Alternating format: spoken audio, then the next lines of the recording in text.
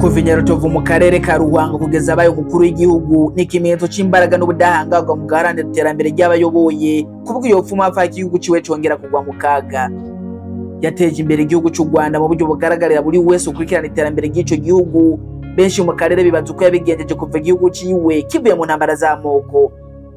Ibikorwa vyiwe vyabereye inyigisho benshi mu bagendeye amatware yiwe.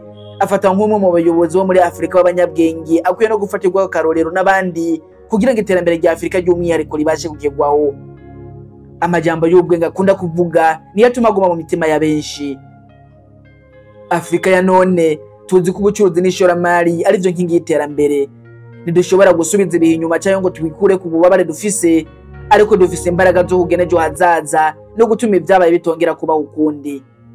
Twakoresheje inkunga mu kubaka ubushobozi bwacu kugira ngo tazakendera inkunga mu bihe bizoza, ariko politike ntabwo ari amahitamo y'umuntu gusa, hari no kwita cyane ku byo abantu bashaka kuko nibo bagushiraho.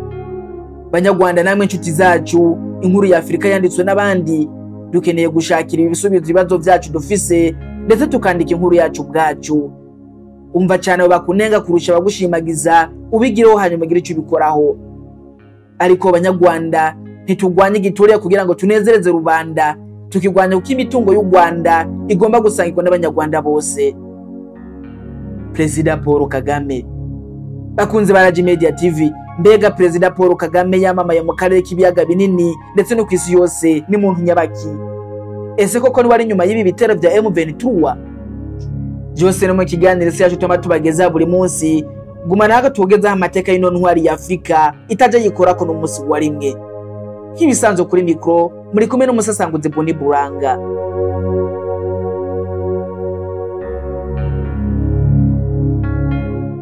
Perezida Kagame yavutse ku munsi wa kabiri tariki 23 z'ukwezi kw'icumi 1957 aho hari ku mwami Mutara wa gatatu Rudahigwa ku musozi Nyarutovu muri commune Tambwe ubu ni mu karere ka Ruhango. Kagame yamuhereze mu muryango w'abana batandatu, abahungu 2 n'abakobwa 4 kuri Sowe Deogracias Rutagambwa na Asteria. Imisi ya mbere ya Kagame mu Rwanda yari myiza cyane n'ubu igihugu cyari mu bihe bikomeye kuko havutse imvuru zishingiye ku moko n'imigambi ya politike. Byari bigamije gufasha abakoloni kwigarurira u Rwanda mu gihe umwami Mutara Rudahigwa yifuza u Rwanda rutavogerwa. Kagame yavukiye mu muryango w'abakristo b'abagatolika ndetse byatumye batizwa mu misi we ya mbere akivuka abatirizwa yitwa Kabgayi.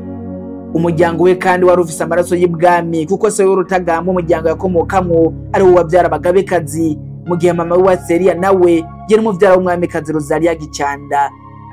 Nubwo ubuzima bwari bwiza mu muryango wiwe mu 1961 we n'abavyeyi biwe ndetse nabo bavukana bahungiye mu gihugu cya Uganda kubera ibitero vyibasira abari mu bwoko bw'Abatutsi. Ubuzima mu buhungiye ntibwari bworoshye na gato kuko ico gihe byatumye babere muri bashiki biwe bagaruka korererwa mu Rwanda. Mu muryango wasigaye abandi 4 bakomeza kubara n'abavyeyi biwe aho nyene muri Uganda. Kagame yatanguriye amashure muri Uganda, yiga mu ishure ribanza rya Gongoro, nyuma aza gukomereza mu ishure gisumbuye rya Ntare. Ni kimwe mu bibanza bikomeye cyane muri ico gihugu cya Uganda, ari naho haje kwiga Perezida Museveni uyobora Uganda. Muri ico gihe Kagame yari umuyobozi w'abandi banyeshure kuri iryo shure kuko ubutwari yabutanguye kuva kera cyane. Ubuzima bwa Kagame bwahindutse cyane afise imyaka 15 ubwo se we yapfa, bitangura kugira ingaruka ku myitwarire yiwe yo kwishure. Ariko yaje gukomereza icicaro cya kabiri cy'amashure yisumbuye mu ishure rya All Campus Secondary School. Mu 1977 Kagame yagarutse mu gihugu cy'u Rwanda aje kuramutsa umuryango wiwe, ahamara indwi 6 cyo yinona kandi igihugu cyari mu magume. Nyuma yo kuva mu Rwanda agasubira muri Uganda, Perezida Kagame yahuye n'inshuti yo mu bwana bita Fred Gisagwigema yari yarabuze hafi imyaka 3 kuko yari yaragiye mu nyeshyamba za Fronasa zigibijanye na gisirikare. Nyuma rero kongera guhura na Kagame, Rwigema yatanguye kuronderera abasore bose b'Abanyarwanda amahirwe yo kwiga ibya gisirikare, ari nabwo Kagame yabonye amahirwe yo kuja kwiga ivy'iperereza muri Tanzania mu gihe cy'amezi 8. Mu 1981 Kagame n'abandi basore b'Abanyarwanda harimo Fred Gisagwigema binjiye mu nyeshyamba za NRA ziyobowe na Perezida Museveni uyobora Uganda. Urugendo rwakomeje kugeza mu 1986 ubwo NRA yagera ku butegetsi bwa Uganda. Muri ico gihe ibice 20% by'ingabo uwo mutwe wari ufise bari abasirikare b'Abanyarwanda. Uku gutsinda kwa NRA kwa imbaraga Abanyarwanda bari mu ngabo za Museveni biyemeza gukoresha ubwo bunararibonye mu kubohora u Rwanda. Mu 1987 nibwo hashinzwe FPR Inkotanyi nk'umutwe wa politike waje guhangana n'umutwe wa gisirikare RPA. Mu 1987 nibwo hashinzwe FPR Inkotanyi nk'umwe mu mitwe ya politiki ikomeye cyane waje no gushinga umutwe wa gisirikare RPA.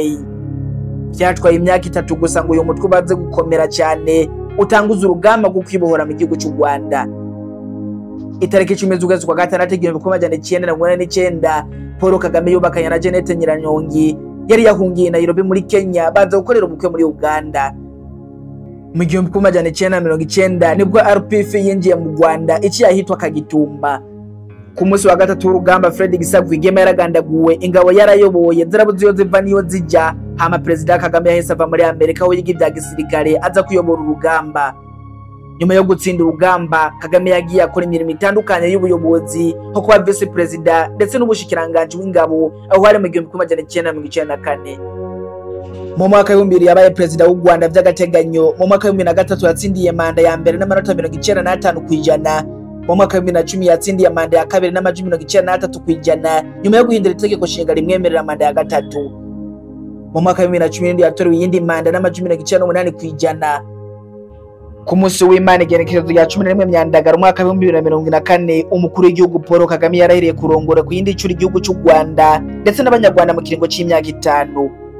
Gusubira gutorwa no kurahira kwiwe benshi babibona nk'iyi n'intsinzi ikomeye cyane ku Rwanda ndetse no guteza imbere ibice bitandukanye by'icyo gihugu. Igitabo cya François Sudane cyitwa Ibiyago n'umukuru w'igihugu cy'u Rwanda gerutse gusohoka kivuga ku buzima bwite bw'umukuru w'igihugu Paul Kagame. Muri ico gitabo President Paul Kagame aravuga byinshi ku buzima bwe bwite no kwikorwa by'abantu bamwe bo batazi. Afise byinshi yotangaza ku buzima bw'abantu batazi ngo n'umuntu akunda kwiyumvira cyane, aranka uwo amabwirizwa kuko yubaha inshingano ziwe kandi agamburikira uwo mubwira icyo ari cyo cyose cyo gukora, byaba iby'u Rwanda cyangwa iby'ubwite. Avuga ko yemera ubutabera n'ubwubahane, akubahira umuntu icyo ari cyose kuko adakunda agasuzuguro. Bivuga ko President Paul Kagame yari afise indoto yo gutwara indege cyangwa kuba engineer, ariko amateka yatumye indoto ziwe zihinduka kuko hama aba president. Ntatandukanye n'abandi mu kwerekana umunezero uwe bwite, arahimbagwa no gutera imbere, ariko gushika kumwe mu migambi yiwe bituma arishiriza kunezerwa cyane. Avuga ko yifuza kubona u Rwanda na Afrika yose yigenga, atari kurindira imfashanyo kandi abantu bose bakabaho neza mu mutekano ntangere. Hari abantu bafata nk'intwari nka Alexander Ruga, abantu bagwaniye amahinduka nk'umufaransa Maximilien n'umunyakipa Nestor Chevara, bamwe mu barongozi yigana kandi akunda cyane. President Kagame avuga ko amaze igihe asoma ivyo bavuga kuri bo, agafata umwanya wo gusuzuma ivyumviro byabo ndetse bakamubera icitegerezo mu buzima bwiwe. Naho amashusho y'ibiteye ubwoba byashika igihugu cy'u Rwanda muri genocide yakorewe abatutsi mu 1994, President Kagame afise icizegiro ku bijanye n'akazoza kubera u Rwanda rwageze ko byateye mu gutorera umuti ingorane isi yose yabona ko bizarashoboka, ariko we yarabikoze. Ku bijanye n'indimi mukuru w'igihugu avuga indimi zitandukanye cyane cyane zo mu karere k'ibiyaga binini nk'igiswahili, Kiganda, Ikinyankore ndetse n'izindi. Yamenyekanye cyane akoresha Igifaransa mu ruhame, Ikiespanyol kuko igihe yiga muri Cuba amasomo bigisha muri ico gihe bayamuhindura mu kirimi bw'icyongereza. President Kagame n'umurongozi akunda ibintu bijanye n'ubudandazi n'ishoramari, ivyo yarazuna si wagihari. Ivyo navyo byaje gutuma President Paul Kagame ateza imbere igisata c'ikawa mu gihugu cy'u Rwanda. Aremeza ko atamatunga afise hanze y'u Rwanda cyangwa ngo amahera ashizo ku yandi makoni hanze y'u Rwanda, kiratse amahera makeye gusa ari kuri konti dasanzwe. Umukuru w'igihugu kandi afise bene wabo n'abashikiwe batatu ba mu gihugu cy'u Rwanda, ariko ntibigira aboneka muri politike y'icyo gihugu. Igihe Kagame yaza mu Rwanda mu 1977, abarongozi b'u Rwanda biyumvira ko ari umuganda agarutse bivange n'imyitwarire yiwe yari afise ico gihe. President Kagame avuga ko kwinjira mu gisirikare utari umuhamagaro, ahubwo kwari gutegereza neza mu mugambi wiwe bari bashinze bita Projet de Retour en Rwanda. Bari baraganira na Rwigema kugira ngo abanyarwanda bari bavutse bafise uburenganzira mu kwico gihugu bashobora kugaruka mu gihugu cy'amavukiro. Igihe yari mu mahugurwa y'igisirikare muri Amerika mu 1989, Kagame yari kumwe n'abakoloneli b'Ababiligi ndetse n'Abafaransa. Uwo mukoloneli w'Umufaransa niwe yarongoye ico bita Operation Turquoise, cyashyizeho inzitizi zo mu manuko n'uburengero bw'u Rwanda kugira ngo bafashe abasirikare bakoze genocide guhunga mu gihugu ca Zaire. Mu 1992 Kagame yafashwe n'inzego z'umutekano z'Ubufaransa igihe ari mu rugendo rw'ibiganiro vy'amahoro ariko ntiyigeze atanga ikirego ku Bufaransa. Perezida Kagame yaragerageje gusubiza imigenderanire myiza hagati y'Ubufaransa n'Ububirigi nyuma y'itsembabwoko, ariko hari amazina asubirwa mu muzirikanyi wiwe harimo n'irya Paul Diju yarajeje umugabane wa Afurika muri Minisiteri y'Ububanyi n'Amahanga ndetse y'Ubufaransa. Igihe Kagame yari mu Bufaransa mu biganiro vy'amahoro, Diju yamubwiye ko natahagarika intambara zo kugerageza kwigarura igihugu ciwe abantu biwe bazokwica mu gihe bari kagerageza kwigarura Kigali mu gihugu c'Ubufaransa. Perezida Paul Kagame avuga ko atankeka ari abantu barondera ubutegetsi biciye mu nzira mbi, ariko aremeza ko ari umuntu azomusimbura ariko bidaciye mu ntambara.